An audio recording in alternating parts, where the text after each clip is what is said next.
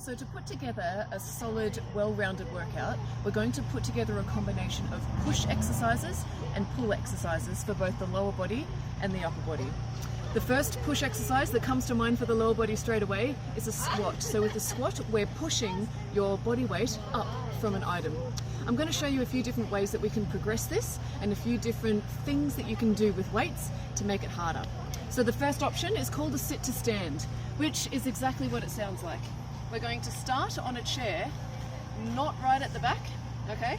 Think right on the edge. I want you to keep your sternum up and your weight in your heels to midfoot. When I say that, I just don't want the weight to be solely on your toes. Make sure that you're planting your heels through the ground. To stand, keep your chest tall and push your hips up and forwards. What you're going to try to do here is to not use your momentum to stand up. Okay, so we're not looking for that, and I'm not looking for that. We're not crash landing, we're going to put you back on the chair. So again, tall chest, drive with the hips, and put yourself back down. Okay, we're going to take this up a step. We're going to walk back over to our equipment. So we've got a few options, okay? If you don't have any weights at home, that doesn't mean that you can't do a heavier squat or an unweighted squat. So I'm going to show you a few different things that I've come up with, not having access to the gym myself, okay? So your first option, if you've passed the sit to stand on the chair already, is a basic air squat, okay? So same principle, imagine you've got that chair behind you and make sure your weight stays in your heels to midfoot only. Make sure the rubber of your shoe, this bit here, is always in contact with the ground, okay? Make sure that the weight is never in this bit, only ever in this bit of your shoe. So for the squat, tall chest, imagine you're reaching down to sit on the chair that we sat on before and stand. See how low you can get. Remember those hip openers we did in the warm-up. Make sure that your knees are never caving inwards in the squat. Make sure that we're pushing your knees outwards at all times and that your weight is in your heels to midfoot. Okay, that's the top tips for all squats. How to weight it up. So option number 2 here. I've got a few things.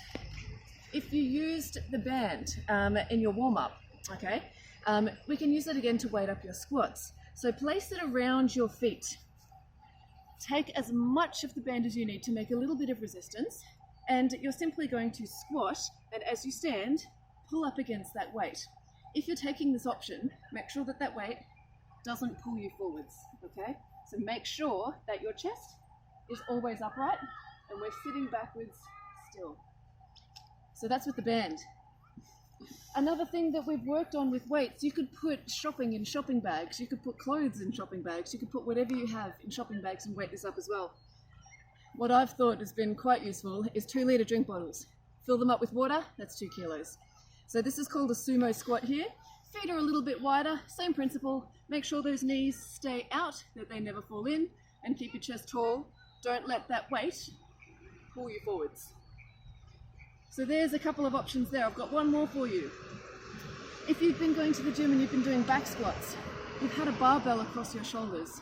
How are we going to replicate that? And here's a good one. Fill up a backpack with whatever you need to make it heavy enough for the exercise, okay? Having said that, just like I've said with everything else, don't let that weight pull you forwards. So we've got the weight on your back and we're just going to squat, all right? As we have been, wherever best suits you for your arms. Make sure this weight never pulls you forward like this. Keep your chest up throughout the whole squat. So there's your number 1 push exercise for your legs.